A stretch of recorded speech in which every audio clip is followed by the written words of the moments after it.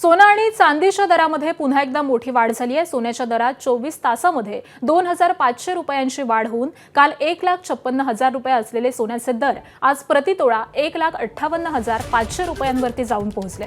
तर चांदीच्या दरामध्ये देखील 8,000 रुपयांची वाढ झाली आहे। काल प्रति किलो 2,40,000 रुपये असणारा दर आज 2,48,000 पोहोचलाय।